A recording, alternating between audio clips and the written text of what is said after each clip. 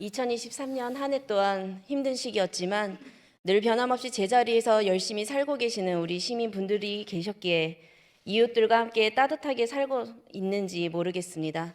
아쉬움이 남는 한 해였어도 새로운 시작을 위해 다시 한번 도약하는 2024년이 되셨으면 합니다. 한 해 동안 수고 많으셨습니다. 안녕하십니까? 성남동 하대원동 도촌동 시의원 윤혜선입니다. 지난 1년 반 동안 활동했던 의회의 모습에서 함께 변화했으면 하는 마음을 전하고자 이 자리에 섰습니다. 우리나라 지방자치의 역사는 곧 주민 참여를 기반으로 하는 지방의회의 역사이기도 합니다. 지방의회는 주민의 대표이자 지방행정의 감시자로서 주민들의 눈과 귀의 역할을 하며 생활민주주의 수준을 높여왔습니다. 지방의회는 강화된 권한과 위상에 맞추어 일하는 의회, 책임있는 의회로 거듭날 수 있도록 해야 합니다. 하지만 성남시 의회의 현실은 다릅니다. 시민들을 위해 일을 해야 하는 시의원은 정당인이라는 이유로 정치인이라는 이름으로 연대와 협력을 무시하고 힘겨루기 싸움에서 파행과 약속 파기, 동료 의원들에게 보이는 조롱, 상식을 넘어선 행동이 성남시 의회에는 만연되어 있습니다. 과연 우리는 시민을 위한 시 정부의 감시와 견제를 제대로 하고 있는 것인지, 시민보다는 양당끼리 감시하고 견제하고 있는 것은 아닌지, 의회 민주주의는 사라지고 협치와 소통은 찾아볼 수 없는 지금 당의 입장만 고집하는 시의회의 모습에서 초선 의원으로서는 아직 답답할 때가 많습니다. 좋은 정치란 무엇입니까?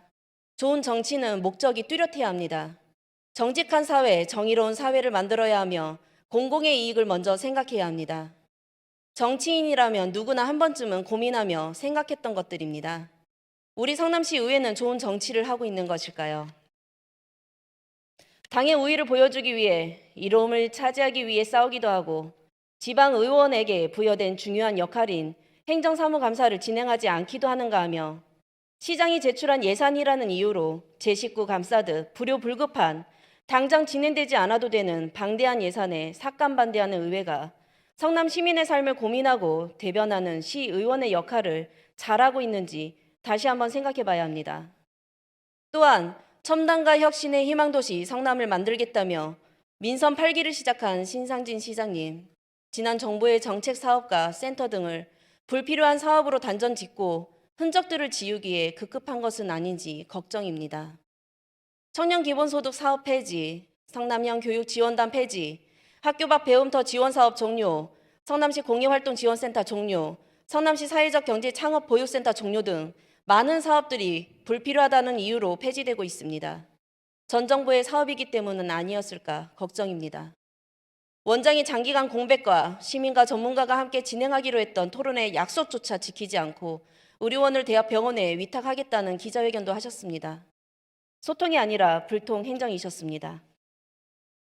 24년 자체 세입이 558억 원 감소하고 새 수입은 2천억 원가량 부족할 것으로 예상되니 긴축재정 기조로 본 예산을 편성할 것을 간부회의에서 밝히셨습니다. 하지만 상임위 본 예산 심의를 진행한 바 문화복지 체육 40%에서 최대 80% 예산 삭감, 하지만 문화재단은 50억 이상 나홀로 증액, 긴축재정 불효불급한 사업 삭감이라는 예산서가 맞는지 의문입니다.